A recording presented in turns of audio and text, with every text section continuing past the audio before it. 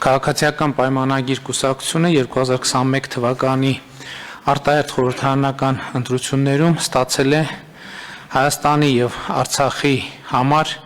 խաղաղ զարգացման դարաշրջան բացելու մանդատ։ Մանդատը ստացել է Հայաստանի Հանրապետության քաղաքացիներից։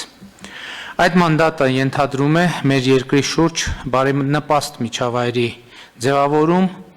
տարածաշրջանային կոմունիկացիաների բացում, տարածաշրջանային կայունության ու տևական խաղաղության հաստատում։ Խորհրդարանական արտահերթ ընտրություններից հետո սակայն տեղի ունեցավ եւ տեղի է ունենում այն, ինչ մենք կանխատեսում էինք, ասելով, որ մեծ է հավանականությունը, որ Ադրբեջանը ի հեճուկս միջազգային ասպարեզներում արվող խաղաղասիրական հայտարարությունների ամեն ինչ անելու է խաղաղությունը տարածաշրջանում խոչընդոտելու համար, եւ սա անելու է մի մարտավարությամբ, որը նույնպես կանխատեսելի է,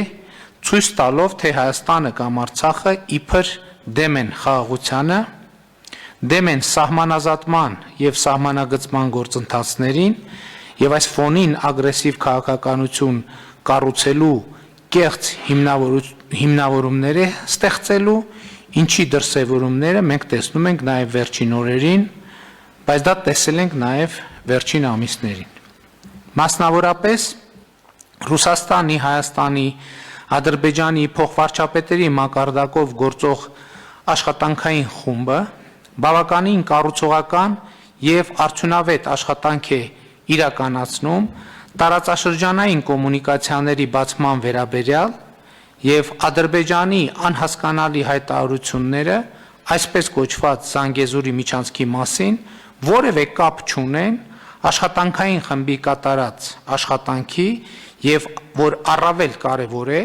հունվարի 11-ի Մոսկվայի եռակողմ հայտարարության բովանդակության հետ, որը բացահայտում է, թե ինչ է նշանակում եւ ինչպես պետք է իրագործվի նոյեմբերի 9-ի եռակողմ հայտարարության 9-րդ կետը։ Իմ մեկնաբանությունը միանշանակ է։ Ադրբեջանը միջանցքի մասին հայտարարություններ անում է եռակողմ աշխատանքային խմբի գործունեությունը խաթարելու եւ տարածաշրջանային կոմունիկացիաների բացում թույլ չտալու համար։ Ինչու՞,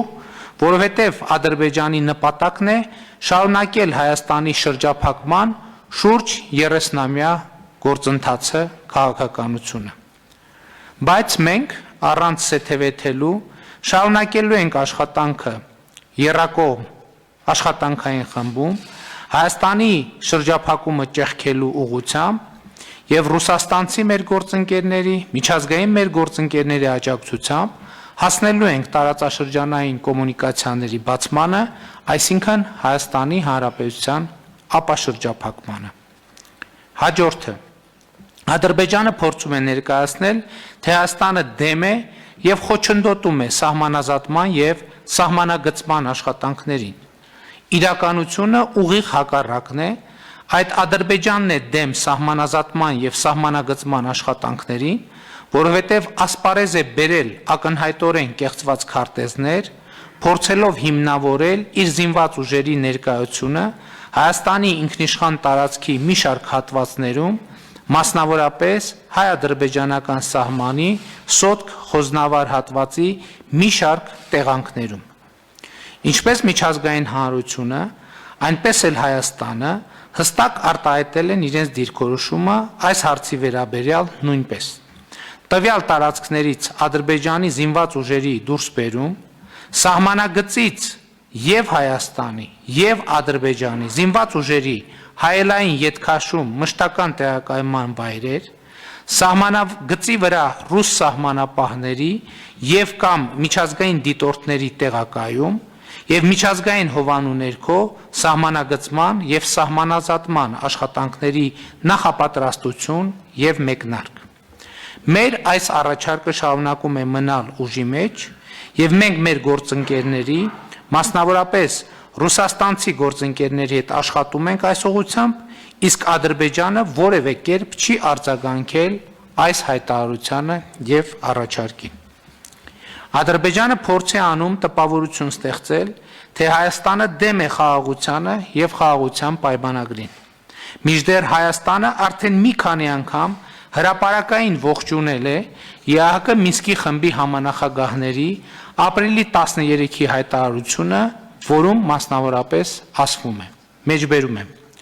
Հաշվի առնելով ԵԱՀԿ մանդատի ժամկետները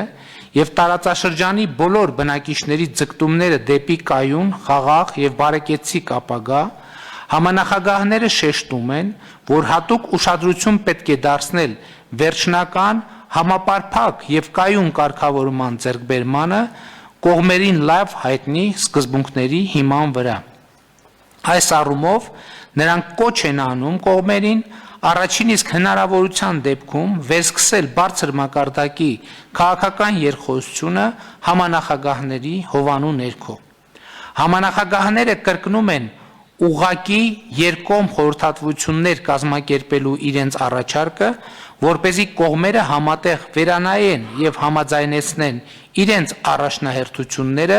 ներկայացնող կառուցվածքային օրակարգը առանց նախապայմանների։ Մեջբերման ավարտ։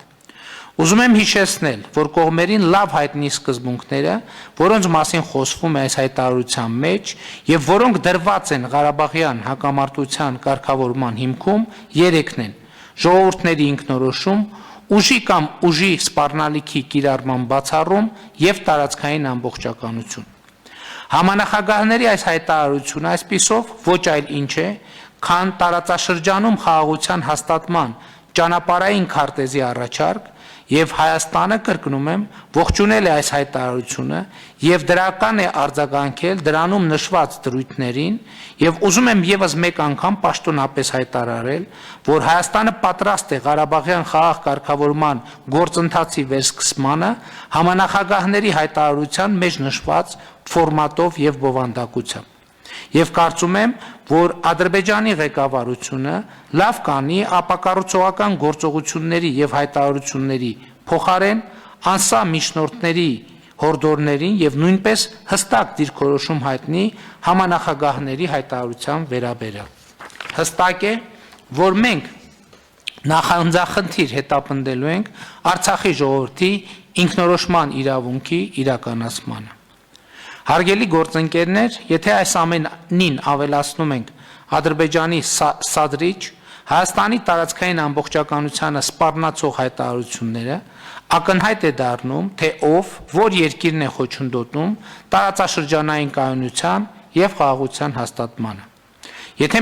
մենք ուշադիր դիտարկենք Ադրբեջանի գործողություններն ու հայտարարությունները, կտեսնենք, որ այդ երկիրը տարածքային նկրտումներ ունի իր հարևանների մեծամասնության նկատմամբ եւ սա մեր տարածաշրջանային կայունությունն ու խաղաղությունը կասկածի տակ դնող հիմնական գործոնն է։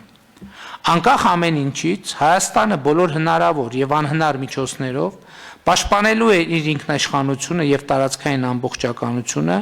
ներառյալ հայ-ռուսական միացյալ զորախմբի եւ հավաքական անվտանգության պայմանագրի մեխանիզմների գործարկմամբ,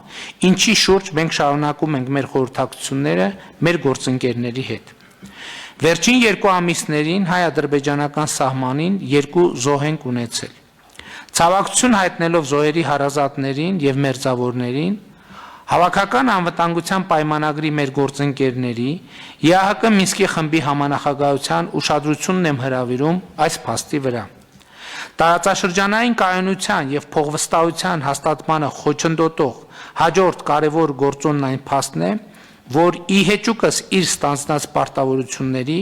Ադրբեջանը մինչև օրս չի վերադարձրել մեր ռազմագերիներին։ Ամեն դեպքում միջազգային մեր գործընկերների հետ համագործակցությամբ մինչև օրս մենք կարողացել ենք վերադարձնել 104 ռազմագերիներին։ Մենք շարունակելու ենք աշխատել մեր բոլոր ռազմագերիների վերադարձի ուղղությամբ, Ղարաբաղի հարցի համապարփակ կարգավորման, սահմանների սահմանազատման եւ սահմանագծման աշխատանքները, տարածաշրջանային կոմունիկացիաների բացումը եղել են, կան եւ լինելու են մեր առաջնահերթությունների շարքում։ Ադրբեջանն այս ապակառուցողական գործողություններով ոչ միայն խախտում է նոյեմբերի 9-ի հայտարարությունը, այլ նաև փորձում է խաթարել հունվարի 11-ի եռակողմ հայտարարությամբ ամրագրված տարածաշրջանային ենթակառուցվածքների ապաշրջափակման գործընթացը, ինչպես նաև ԵԱՀԿ Մինսկի խմբի համանախագահների ապրիլի 13-ի հայտարարությամբ նախատեսված խաղաղ բանակցությունները և տարածաշրջանային կայունությունը ընդհանրապես։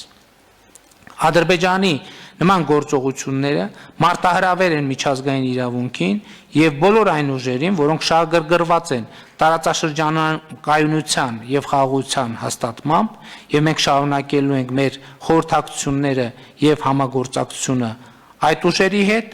և ընդգծում եմ մեր առանցքային նպատակը իրականացնել և իրացնել ժողովրդից ստացած մեր մանդատը, այն է Հայաստանի Հանրապետության հայ ժողովրդի համար խաղաղ զարգացման դարաշրջան բացելու ուղղությամբ և մենք հետևողականորեն շարժվելու ենք հենց այդ ուղղությամբ այս մանդատը իրացնելու նպատակով։